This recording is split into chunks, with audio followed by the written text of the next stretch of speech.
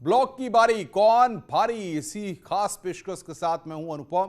UP में block प्रमुख चुनाव के लिए आज सुबह 11 बजे से 3 बजे तक मतदान होगा और 3 बजे के बाद मतगणना होगी और आज ही नतीजे घोषित कर दिए जाएंगे। प्रदेश में ब्लॉक प्रमुख के कुल 825 पद हैं, लेकिन वोटिंग सिर्फ 476 पदों पर होगी, क्योंकि 349 पदों पर ब्लॉक प्रमुख निर्विरोध चुने जा चुके हैं। जिला पंचायत अध्यक्ष चुनाव की तरह ही इस चुनाव में भी बीजेपी का बोलबाला है। 349 में से 335 पर बीजेपी के उम्मीदवार निर्विरोध जीत चुके हैं। बता दें कि ब्लॉक प्रमुख चुनाव के लिए 1778 उम्मीदवारों ने पर्चा भरा था। इसमें से 68 उम्मीदवारों के नामांकन रद्द हो गए और 187 उम्मीदवारों ने कल नाम वापस ले लिए।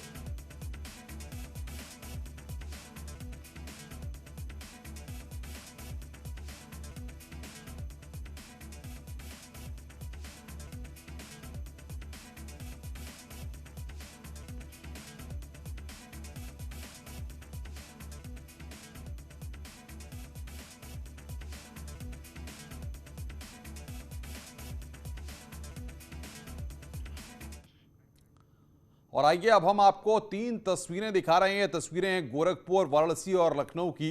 गोरखपुर में निर्विरोध चुने जाने के बाद उम्मीदवार को सर्टिफिकेट दिया गया। वहीं वाराणसी में विजयी उम्मीदवारों को उनके समर्थकों ने फूल मालाओं से लाद दिया। वहीं राजधानी लखनऊ में कई उम्मीदवार जीत के बाद विक्ट्री साइन दिखाते नजर आए।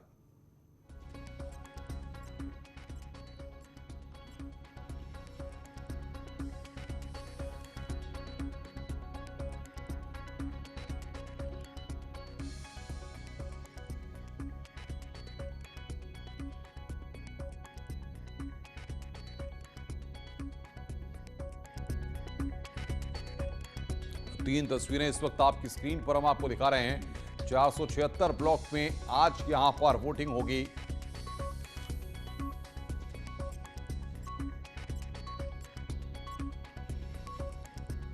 सहारनपुर जनपद में 5 ब्लॉकों पर 5 प्रत्याशियों को निर्विरोध निर्वाचित घोषित कर दिया गया। 5 निर्विरोध प्रत्याशियों में 4 बीजेपी के और 1 बीएसपी का प्रत्याशी है। 5 निर्विरोध निर्वाचित चुने गए प्रत्याशियों को जिलाधिकारी ने प्रमाण पत्र दे दिए हैं। अब 11 में से बाकी बचे 6 ब्लॉकों पर आज सुबह 11 बजे से 3 बजे तक मतदान होगा। 3 बजे के बाद मतगणना होगी और उसके बाद प्रत्याशी घोषित कर दिए जाएंगे।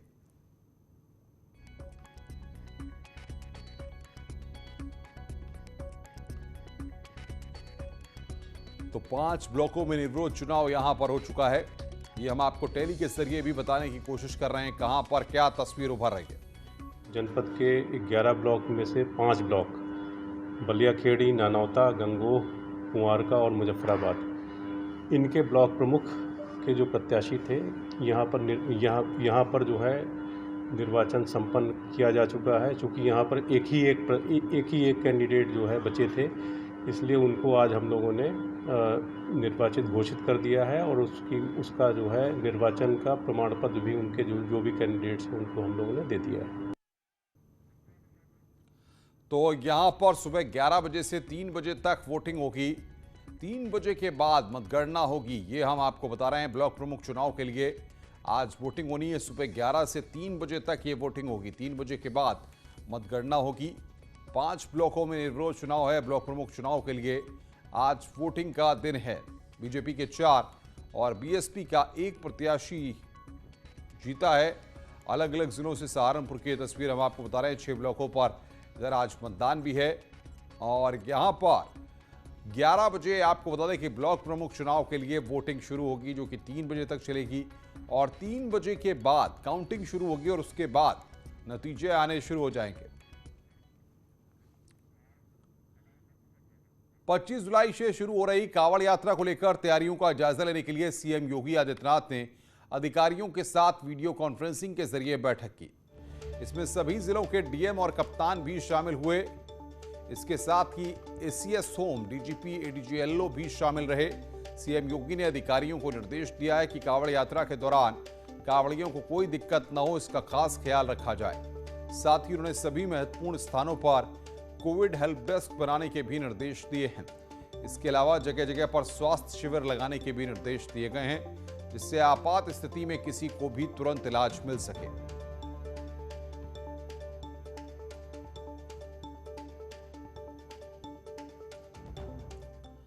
कांवड़ यात्रा को हरी झंडी मिलने के बाद मुजफ्फरनगर प्रशासन ने तैयारियां शुरू कर दी हैं। मुजफ्फरनगर की डीएम ने कांवड़ मार्ग पर पड़ने वाले सभी 55 गांवों के प्रधानों और अधिकारियों के साथ बैठक की। उन्होंने कांवड़ यात्रा मार्ग पर कमियों को जल्द से जल्द दूर करने के निर्देश दिए हैं।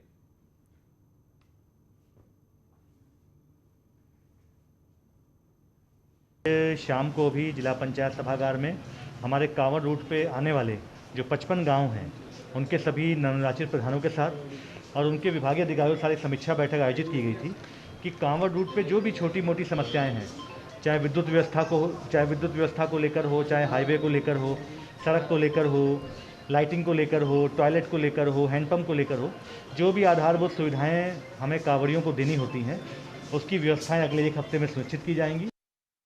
योगी सरकार ने कांवड़ यात्रा का रोड मैप तैयार कर लिया है। इस बार कोविड-19 प्रोटोकॉल के साथ यात्रा होगी। वेस्ट यूपी में कांवड़ यात्रा को लेकर तैयारियां काफी तेज हो गई हैं। मेरठ में कमिश्नर ने नगर निगम और विद्युत विभाग को कांवड़ यात्रा से संबंधित तैयारियां करने के निर्देश दिए हैं। वहीं आईजी रेंज ने कांवड़ यात्रा के दौरान सभी जिलों के एसपी को सुरक्षा पर खास फोकस रखने के निर्देश दिए हैं। यात्रा को, कांवड़ के कार्यक्रम को शांतिपूर्ण तरीके से, सफल तरीके से मनाना है, जिसके लिए बेहद इंतजाम किए जाएंगे। प्रबंध की, सुरक्षा के प्रबंध किए जाएंगे, सफाई के प्रबंध किए जाएंगे। लेकिन सबसे जो इम्पोर्टेंट पहलू है इस बार कि कोविड प्रोटोकॉल के साथ में ये कांवड़ यात्रा संपन्न होगी। अयोध्या हादसे में मरने वालों की संख्या बढ़कर 6 हो गई है, जबकि 3 लोग अभी भी लापता हैं। बता दें कि सरयू नदी में स्नान के दौरान गुप्तार घाट पर यह हादसा हुआ था। ये परिवार स्नान के लिए आगरा से आया था।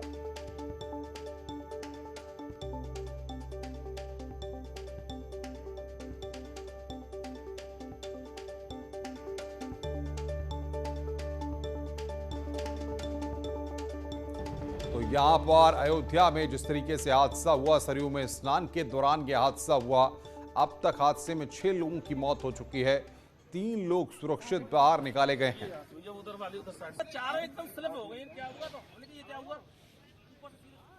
रेस्क्यू ऑपरेशन वहां पर चलाया गया और बातचीत करने के लिए केबी शुक्ला अयोध्या से और आरिफ खान आगरा से हमारे साथ जुड़ रहे हैं।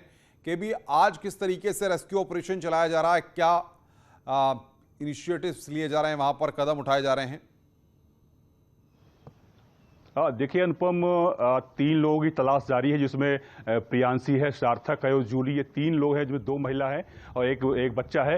ये 3 मिसिंग है, 3 लापता है। इनको ढूंढने के लिए जो है वो एनडीआरएफ और एसडीआरएफ और साथ के जो पीएससी जो बाढ़ दल रहे होते हैं वो तीनों जुटे हुए हैं। हालांकि रात में 12 बजे के बाद रेस्क्यू ऑपरेशन बंद कर दिया गया था रात होने के कारण, लेकिन सुबह होते ही एनडीआरएफ, एसडीआरएफ और पीएससी के जो बाढ़ रक्षक दल होते हैं वो तीनों जो है लगे हुए हैं, सरजू में उतर चुके हैं। रेस्क्यू ऑपरेशन चल रहा है। हालांकि अभी तीनों का पता नहीं चल पाया है। 12 लोग इसी घाट पे डूबे थे जहां हम खड़े हैं इस समय।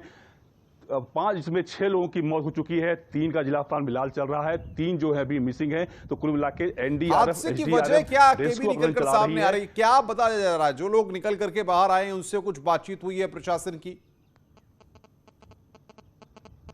देखिए आजम, सबसे बड़ी बात यह है कि ये लोग अयोध्या धाम घूमने आए थे।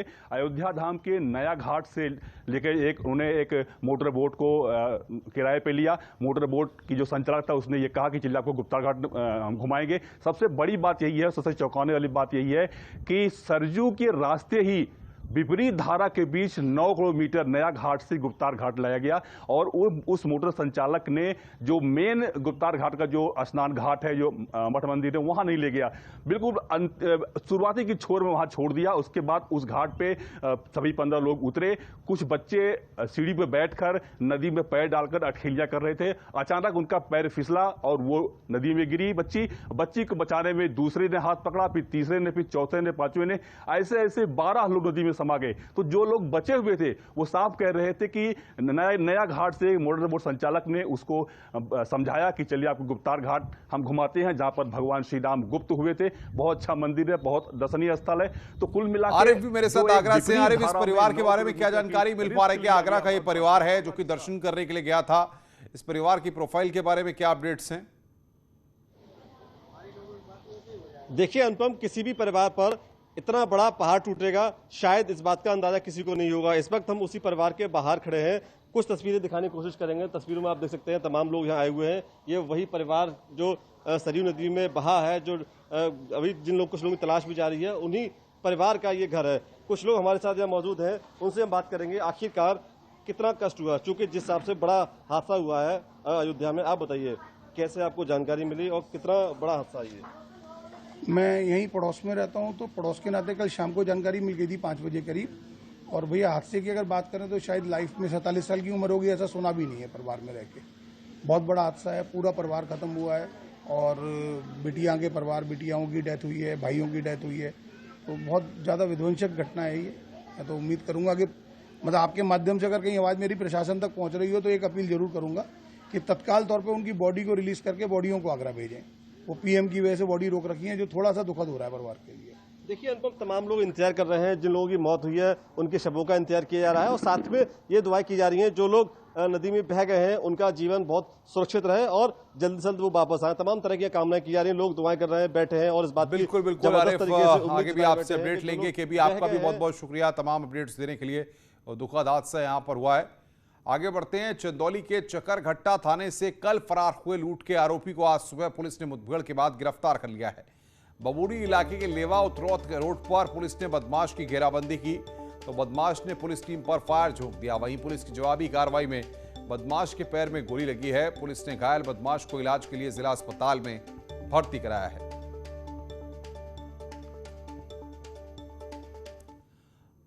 बरेली पुलिस ने ठगी करने वाले गैंग का पर्दाफाश करते हुए 7 लोगों को गिरफ्तार किया है, जिसमें गैंग का मास्टरमाइंड एक सिपाही भी शामिल है।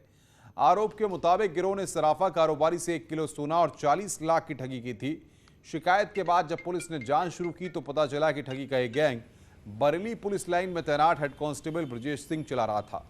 आरोपी सिपाही को तत्काल प्रभाव से सस्पेंड कर दिया गया है। से मिले और उनके द्वारा ये कहा गया कि हम आपको सस्ते दामों पर 1 किलो सोना देंगे और बदले में आप हमको रुपए देंगे। जब सोना इनको देना था तो इनके द्वारा जब जिस जगह पर इनको बुलाया गया वहाँ पर कुछ लोग छद्म पुलिस बनकर आए और इनसे सोना और पैसा दोनों ही ले लिया। इन सभी 7 लोगों को हिरासत में ले लिया गया और इसमें जो पुलिसकर्मी है उसको तत्काल प्रभाव से निलंबित कर दिया गया और इन सभी 7 को हिरासत में लेकर साक्ष्य संकलन की कार्रवाई चल रही है। नोएडा से खबर है, थाना फेज 3 पुलिस को बड़ी कामयाबी हासिल हुई है। पुलिस ने सूचना के आधार पर फर्जी कॉल सेंटर पर छापेमारी कर मौके से 2 आरोपियों को गिरफ्तार किया है। ये लोग लाइफ इंश्योरेंस और बड़ी संख्या में धनराशि देने के नाम पर लोगों से ठगी करते थे। छापेमारी के बाद पुलिस ने 9 CPU, 11 mobile phone, 11 base phone, 11 SIM card, 50 diary और पॉलिसी से संबंधित दस्तावेज बरामद किए हैं। आरोपी नोएडा सेक्टर 63 के एक बिल्डिंग के बेसमेंट में फर्जी कॉल सेंटर चला रहे थे। पुलिस इसके मास्टरमाइंड की तलाश में जुटी है। एक कॉल सेंटर पकड़ा गया है। पीएनबी मेटलाइफ इंश्योरेंस जो कंपनी है उनकी तरफ से एक कंप्लेंट थी कि एच ब्लॉक में एक फर्जी सेंटर चल रहा है जो उनके बिहाफ के ऊपर कॉलिंग करता है और लोगों को बोलता है कि पीएनबी मेटलाइफ से बोल रहे हैं। उनकी इंश्योरेंस पॉलिसी के नाम पे ठगी करता है और रिन्यू करने के नाम पे मैच्योरिटी के ऊपर सारी जो उनके प्रोसीजर्स में होता है उसमें ठगी की जाती है पीएनबी मेटलाइफ के नाम लेकर। तो पुलिस द्वारा इस सेंटर पर रेड करी गई और यहाँ पे कुछ लगभग 25 से 30 लोग थे और जो मुख्य आरोपी थे उनको पुलिस ने उनको अरेस्ट किया है और जो इनका मास्टरमाइंड है जो चला रहा था। आगे बढ़ते हैं और अब बात करते हैं गोरखपुर पुलिस की कामयाबी की। गोरखपुर पुलिस ने लापता बच्चे को चंद घंटों के अंदर सकुशल रिहा करा लिया है। बच्चे को सही सलामत पाकर परिजनों ने पुलिस का आभार जताया, पुलिस को धन्यवाद ज्ञापित किया। तिवारीपुर थाना क्षेत्र के घोसीपुर मोहल्ले से आपको बताएं कि 5 साल के गुमशुदा बच्चे को गोरखपुर पुलिस ने महज चंद घंटे के अंदर ही सही सलामत बरामद कर लिया। गोरखपुर के एसएसपी ने पुलिस टीम को इस काम के लिए 25,000 रुपए इनाम देने की घोषणा की है। टीम जो है अलग अलग जगह करके सब जगह सीसीटीवी कैमरे खंगाल रही थी, घरों में तलाशी की जा रही थी और अभी प्रयत्न के बाद हमें ये बच्चा मिल गया है। ये बच्चा उनके माता पिता के साथ है और पूरी टीम को जो है कप्तान साहब की तरफ से बहुत ही बधाई दी गई और इनाम की भी घोषणा की गई। बच्चा कहाँ पे मिला है, किस तरीके से? बच्चा देखिए एक ई-रिक्शा पे बैठ के चला गया था, फिर जिसकी हमें ये सीसीटीवी फुटेज में जब दिखा तो हमने उस ई-रिक्शा मालिक की तलाश की और उसी क्रम में इसकी बरामदगी हुई। रुक रहे हैं यहाँ पर एक ब्रेक के लिए, लेकिन ब्रेक में जाने से पहले बता दें कि बढ़ाएगा जोश। जब ओलंपिक में उतरेंगे मैन इन ब्लू। आप भी पहनिए टीम इंडिया वाला टी शर्ट। जानिए इसे जीतने का क्लू, बस स्क्रीन पर दिख रहे QR कोड को स्कैन करें और क्विज में भाग लें। जुड़िए। महोबा से बड़ी खबर इस वक्त आ रही है। सिलेंडर फटने से महिला की मौत हुई है। घरेलू गैस सिलेंडर फटने से आग लगी है। सिलेंडर में आग लगने से जोरदार धमाका हुआ है। विस्फोट से बगल के मकानों में भी आग लगी है। आग बुझाने में ग्रामीण वहां पर जुटे हुए हैं। चरखारी कोतवाली इलाके में हादसा हुआ है।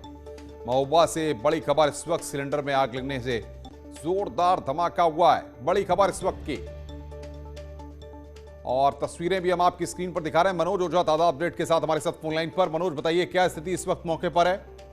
जी, जैसा कि मैं बता दूं, हम बहुत ही भीषण हादसा हुआ है, जिसमें सिलेंडर विस्फोट होने के बाद इस महिला की दर्दनाक मौत हुई है। उसके बाद राहत और बचाव कार्य जारी है, क्योंकि जो ग्रामीण है वो बचाव कार्य में जुटे हुए हैं। साथ ही साथ पुलिस प्रशासन का जो अमला है, फायर दमकल कर्मियों की गाड़ियां वहां मौके पर पहुंच गई हैं और वो आग पर काबू पाने का प्रयास कर रही हैं। जी, फिलहाल कितने लोग हताहत हुए हैं? एक महिला की मौत की खबर है।